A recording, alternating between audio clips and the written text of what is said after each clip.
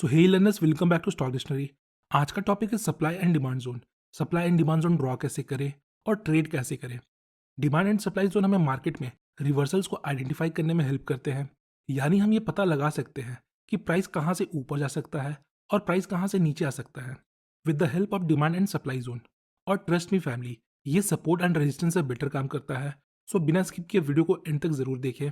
Video पसंद आए तभी वीडियो को लाइक करें, वरना अपना फीडबैक हमारे साथ कमेंट के माध्यम से शेयर करें। नाउ बेसिक से स्टार्ट करते हैं।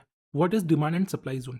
देखिए, demand and supply zone support और रेजिस्टेंस लेवल के थ्योरी से थोड़ा एडवांस है। अगर आप चार्ट पे देखो तो ये हमारा सपोर्ट लेवल है, जहां से प्राइस ऊपर गया है। सो हमने यहाँ एक सपोर्ट लेवल ड्रॉ किया इस उम्मीद में कि प्राइस वापस जब इस लेवल को अप्रोच करेगा तो प्राइस वापस यहाँ से ऊपर चला जाएगा। आइए आगे देखते हैं क्या होता है। बट प्राइस यहाँ पहुंचने के पहले ही ऊपर चला गया। तो इस सिचुएशन में हम देखते रह जाते हैं कि प्राइस यहाँ आएगा और हम खरीदेंगे, पर प्राइस पहले ही ऊपर चला जाता है। नाउ द क्वेश्चन इज, हमें ऐसे सिचुएशन में क्या करना चाहिए। तो ऐसे सिचुएशन में हमारे पास एक ऑप्शन है कि हम इसका डिमांड जोन पता करें। सो अगर इस चार्ट को देखें तो ये हमारा डिमांड जोन है, ग्रीन वाला। अब देखिए, डिमांड जोन में हमारा प्राइस आया और प्राइस ऊपर चला गया, यानी सपोर्ट तक नहीं गया पर डिमांड जोन तक आया और प्राइस ऊपर चला गया। सो अगर हम डिमांड जोन को ड्रॉ करना सीख जाते हैं तो हम ये पता लगा सकते हैं कि मार्केट कहाँ से ऊपर जा सकता है। डिमांड जोन कैसे ड्रॉ करना है अभी मैं आपको इसी वीडियो में बताऊंगा, बट उसके पहले थोड़ा और चीज़ों को समझते हैं। नेक्स्ट है सप्लाई जोन। तो सप्लाई जोन क्या होता है। यहाँ हमारे पास चार्ट पे एक रेजिस्टेंस लेवल है और हम यहाँ ये उम्मीद करते हैं कि प्राइस वापस इस लेवल को अप्रोच करेगा और यहाँ से रिवर्स होगा। बट हमारा प्राइस जब दोबारा ऊपर गया तो वो इस लेवल तक पहुँचने के पहले ही रिवर्स हो गया। और प्राइस रिवर्स कहाँ से हुआ। प्राइस इस सप्लाई जोन से रिवर्स हुआ। ये जो रेड कलर का बॉक्स है ये हमारा सप्लाई जोन है और प्राइस यहाँ से नीचे आ गया।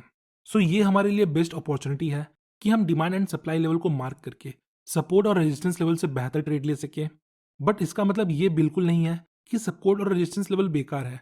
सपोर्ट और रेजिस्टेंस लेवल के अपने अलग बेनिफिट्स हैं।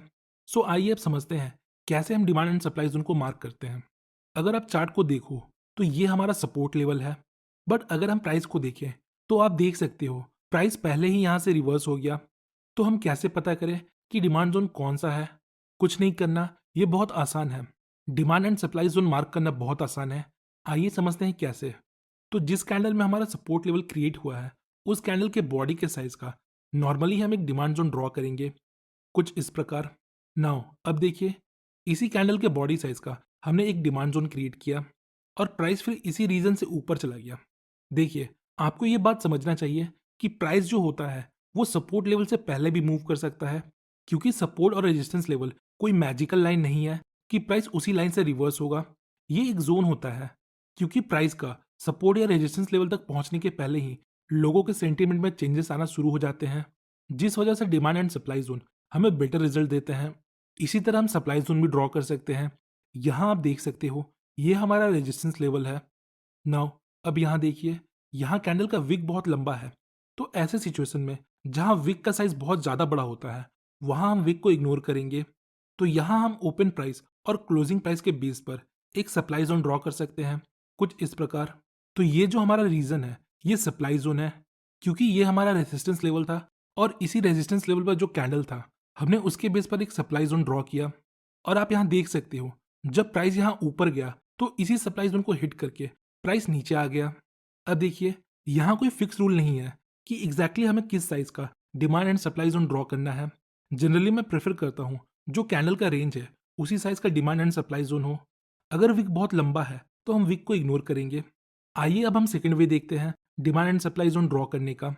So the next way is consolidation. यहाँ आप देख सकते हो प्राइस एक टाइट रेंज में कंसोलिडेट कर रहा है। तो हम इस इंटायर कंसोलिडेशन के बेस पर एक जोन क्रिएट कर सकते हैं, कुछ इस प्रकार।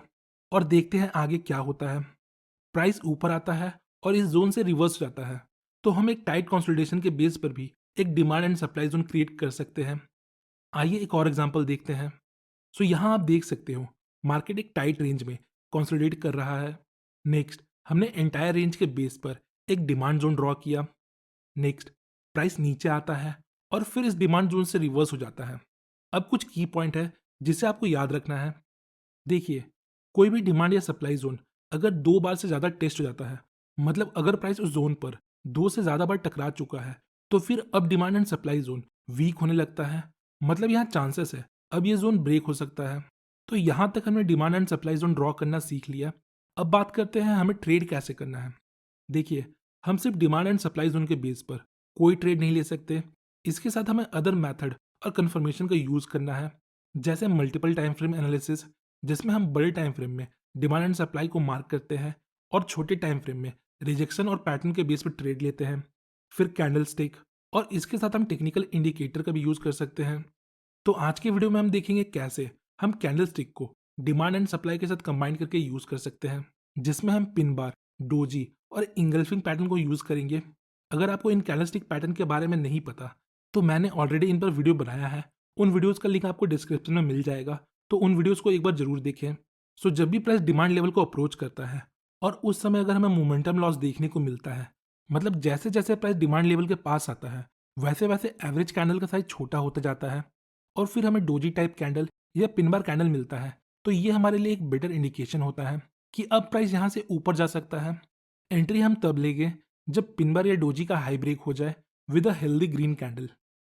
उसी तरह जब प्राइस सप्लाई जोन को अप्रोच करता है और उसी समय हमें मोमेंटम लॉस देखने को मिलता है, देन फाइनली हमें डोजी या बेरिस पिन बार देखने को मिलता है। एंट्री हम इसके लो ब्रेक पर लेंगे with a healthy red candle. So आइए कुछ एग्जांपल देखते हैं। यहाँ आप देख सकते हो हमारे पास एक डिमांड जोन है, क्योंकि प्राइस यहाँ से रिजेक्ट होकर ऊपर चला जाता है, तो हमने इस कैंडल के बेस पर यहाँ एक डिमांड जोन ड्रॉ किया कुछ इस प्रकार। नेक्स्ट, प्राइस वापस इस लेवल को अप्रोच करता है। नाउ यहाँ देखिए, जब प्राइस इस लेवल को अप्रोच करता है तो यहाँ कैंडल्स का साइज छोटा होता जाता है, जो एक मोमेंटम लॉस का साइन है। नेक्स्ट, यहाँ हमारे पास एक बुलिश पिन बार है। अब हमें वेट करना है, अगर एक हेल्दी ग्रीन कैंडल इसके हाई को ब्रेक करके क्लोजिंग दे दे तो हम यहाँ बाई कर सकते हैं। इसी तरह हम अदर बुलिश और बेरिश कैंडलस्टिक के बेस पर डिमांड एंड सप्लाई जोन को ट्रेड कर सकते हैं। आने वाले नेक्स्ट वीडियोस में हम डिफरेंट ट्रेडिंग स्ट्रैटेजीज को देखेंगे, जिसमें हम डिमांड एंड सप्लाई जोन का यूज करेंगे। आज के लिए इतना ही, मिलते हैं नेक्स्ट वीडियो में। होपफुली गाइस आपको इस वीडियो से थोड़ी इन्फॉर्मेशन मिली होगी। अगर आपको वीडियो इन्फॉर्मेटिव लगी तो वीडियो को लाइक और चैनल को सब्सक्राइब जरूर करें। मिलते हैं नेक्स्ट वीडियो में, तब तक के लिए बेस्ट ऑफ